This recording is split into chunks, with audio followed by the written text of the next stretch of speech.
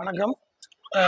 இந்த வரக்கூடிய திருமுருகன் போட்டி வந்து கிருதயுகத்தில் வந்து சுவாமி வந்து முருகனை ஈஸ்வரனை பூஜை பண்ணி திருச்செந்தூரில் சூரனை சம்ஹாரம் பண்ணிட்டு வந்து இங்கே வந்து மாதவனம் முல்லைவனம் அப்படிங்கிற இடம் 2 இடம் இருக்குது. அந்த மாதவனத்துக்கு போகல முருகன், முல்லைவனத்துக்கு வர்றார். இதுக்கு பேர் தான் முல்லைவனம். முல்லைவனம் வந்து சுவாமி வந்து மாதவனத்தில் சுயம்பா இருக்கிறதாக சொல்கிறார். நான் சுயம்பா இருக்கேன், என்னை வழிபட்டு பூஜை பண்ணேன் அப்படின்னு. ஆனால் சிவன் முருகப்பெருமான் வந்து இங்கே வந்து முல்லைவனத்தில் வந்து எங்கே நிற்கிறது, எந்த திசை பார்த்து நிற்கிறது அப்படின்னு தெரியாத தெற்கு பார்த்து நின்று சிவனை வந்து மேற்கு பார்த்து பிரதிஷ்டை பண்ணி பூஜை பண்ணார். முல்லைவனம் அப்படிங்கிறது தான் இதனுடைய பேரு. முருகன் உள்ள வந்தனால திரு முருகன் பூண்டி அப்படிங்கிற நாமதேயம் இந்த ஊருக்கு வந்தது. அதே போல அந்த பக்கம் மாதவனேஸ்வரர், மங்களாம்பிகா சமேத மாதவனேஸ்வரர். இதுல வந்து பார்த்துட்டீங்கன்னா செய்வனை, மாந்திரீகம், எல்லா விதமான கோளாறுகள் இல்லை, எந்த தோஷமா இருந்தாலும் நிவர்த்தி ஆகும். 60ஆம் கல்யாணத்திலிருந்து 80ஆம் கல்யாணத்திலிருந்து சதாபிஷேகத்திலிருந்து எல்லா விதமான விசேஷங்களும் இங்கே இந்த கோயிலை பண்ற வழக்கு உண்டு.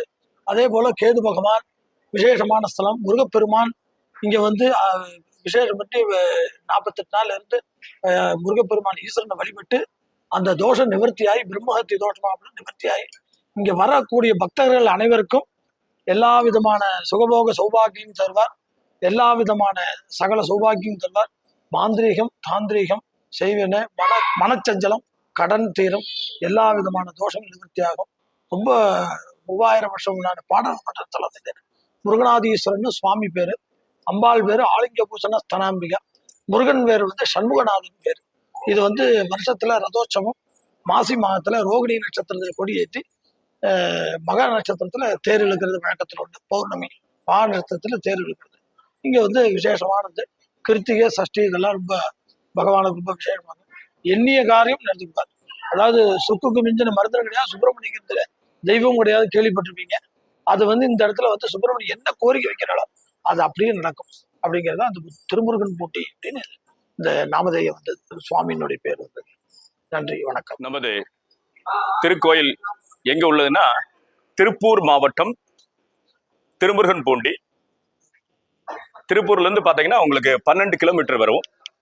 அடுத்ததா பாத்தீங்கன்னா உங்களுக்கு அவனாசியிலிருந்து ஒரு 6 கிலோமீட்டர் வரும். இது திருமுருகன் பூண்டி சேத்திரம். கொங்கேலு சிவாலயத்துல இது வந்து சிறப்பு. அதே மாதிரி சுந்தரமூர்த்தி நாயனார் பாடல் பெற்ற ஸ்தலம். அது போலவே முருகப்பெருமான் திருச்செந்தூர்ல சம்ஹாரம் பண்ணிட்டு அந்த சம்ஹார தோஷ நிவர்த்திக்காக திருமுருகன் பூண்டி ஆலயத்துக்கு வராரு. வந்து சிவனை நோக்கி தவம் பண்றார். அது விரிவான விளக்கமா சொல்றேன்னா, திருமுருகன் பூண்டி திருமுருகநாத சுவாமி திருக்கோயில் எப்படி ராமேஸ்வரத்துல ராமநாதர் திருக்கோயில் வந்ததோ, ராமர் வந்து பூஜை பண்ணால ராமநாதீஸ்வரர், அதே மாதிரி இங்க வந்து முருகன் பூஜை பண்ணால முருகநாதீஸ்வரர். சுந்தரமூர்த்தி வந்து இங்க வரவழைக்கப்பட்டார். நான் விரிவாக்கமா சொல்றதுன்னா பாத்தீங்கன்னா சுந்தரமூர்த்தி இந்த வழியா போறார். கோயில் இருக்கிறது தெரியாத, சிவபெருமான் இங்க இருக்கிறது தெரியாத சுந்தரமூர்த்தி நாயனார் கிளம்பிடுறார். இந்த எல்லை விட்டு கிளம்பிடுறார். கிளம்பினோடனே ஒரு கணபதி கோயில் இருக்கு. அந்த கணபதி கோயில்ல வந்து அங்க தங்கியிருக்கார். இது வந்து சிவபெருமானுக்கு தெரிஞ்சிருது. தெரிஞ்சோடனே பூதகணங்களை எல்லாம் கூப்பிட்டு, என்னோட நண்பர் அங்க இருக்காங்க, கணபதி கோயில் இருக்காங்க, நீங்க வந்து அவரை எப்படியோ வரவழைக்கணும் அப்படின்னு சொல்லிட்டு, அதே மாதிரி சுந்தரமூர்த்தி நாயனார் அங்க இருக்கிறதுனால பூதகணங்களை எல்லாம் அனுப்பிச்சு சிவபெருமான் இங்க வரவழைக்கிறார். ஆனா பூதகணங்கள்லாம் அங்க போயிட்டு கணபதி பாதுகாப்புக்கு இருக்கார். அந்த கணபதி பாதுகாப்பு இருக்கிற போது ஒண்ணுமே பண்ண முடியல. ரெண்டாவது வந்து பூதகணங்கள்லாம் வந்து சிவபெருமான் சொல்றாங்க, சுந்தரமூர்த்தி நாயனார் நாங்க பார்க்க முடியல, அங்க கணபதி வந்து விரட்டி அனுப்பிச்சிடுறாரு. அதே மாதிரி அப்புறம் சிவபெருமானே வேடுபரி ரூபத்துல பாத்தீங்கன்னா சிலா ரூபத்துல இருக்கார். பாத்தீங்கன்னா வேடுபரி ரூபத்துல இப்படியே போறார். போனோடனே கணபதி தள்ளி நின்றுக்கிறார். சுந்தரமூர்த்தி நாயனார் சயனத்தில் இருந்திருக்கார்.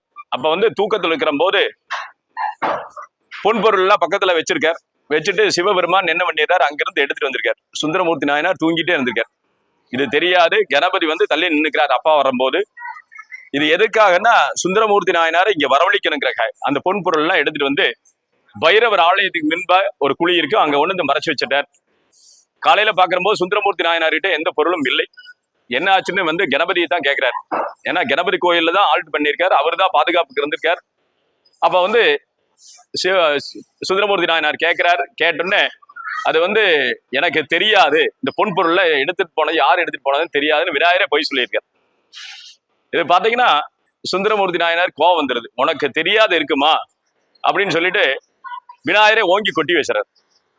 கூப்பிடு விநாயகர் அப்பா சொல்லி தும்பச்சு கை நீட்டி காமிச்சிடறாரு. அப்பான்னு சொல்லிட்டு சொல்லிடுறார். அப்ப திரும்பி பார்க்கும்போது சிவபெருமானோட வேலையா தான் இருக்கு அப்படின்னு சொல்லிட்டு சுந்தரமூர்த்தி நாயனார் அப்படியே நெடுக பார்த்துட்டே வர்றார். திரும்பி பார்க்கும்போது அந்த பொன் பொருளா கிடக்குது. திருநன் நோக்கம் இல்லை, சுந்தரமூர்த்தி நாயனார் இங்க வரவழைக்கணும் நோக்கத்தோட அப்படியே அந்த பொன் பொருள்லாம் எடுத்துட்டே வர்றார். எடுத்துட்டு வந்துட்டு இங்க சிவபெருமானை வந்து நோக்கி பூஜை திட்டி பாடுறார்.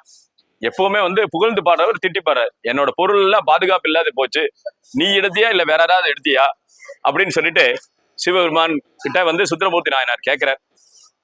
கேட்டோன்னே நான் எடுக்கலைப்பா அப்படின்னு முதல்ல சொல்றாரு. இல்ல இவர் திட்டி பாடணும் அப்படிங்கிற ஒரு விதி இருக்கு. ஏன்னா கைலாயத்துல ஒரு ட்ரிப்பு வந்து சுந்தரமூர்த்தி நாயனாருக்கும் சிவபெருமானுக்கு ஒரு இது வந்துருச்சு. வந்தபோது நீ என்ன ஒரு நாளைக்கு திட்டி பாடுவே அப்படிங்கிற போது ஒரு கண்டிப்பா நான் திட்டியே பாட மாட்டேன் அப்படிங்கிற போது இல்ல நீ வந்து பூலோகத்துல ஒரு நாள் வந்து என்ன திட்டி பாடுவ அப்படின்னு ஒண்ணு அதுபடி இங்க வந்து திட்டி பாடிக்க. அந்த போன ஜென்மத்துல வந்து அந்த மாதிரி திட்டி பாடிருக்கு. அந்த வந்து திருவிளையாடல் பண்ணது இங்க. அதே மாதிரி பொன் பொருள்லாம் இழந்ததை வந்து திருப்பி கொடுத்துறார். அதே மாதிரி அதுக்கு மேல வந்து நிறைய கொடுத்துறார்.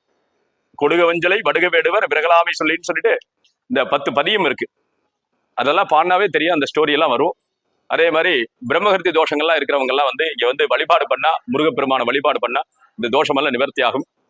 ஏன்னா இந்த அடுத்த இதுல வந்து நான் வந்து விரிவாக்கமா நல்லா சொல்றோம். நன்றி, வணக்கம். நம்ம கோயிலை பத்தி நிறைய விரிவாக்கமா என்ஆர்எஸ் சேனல்ல வந்து அடிக்கிறத ஒளிபரப்பு பண்ணிருக்காங்க. எல்லாருமே அதை வந்து இது பண்ணி பார்த்து உங்களுக்கு வந்து பெல்ல வந்து அமுக்குங்க. கண்டிப்பா நிறைய ஸ்டோரிகள் நம்ம கோயிலை பத்தி வார வாரம் சொல்லுவோம். நன்றி, வணக்கம்.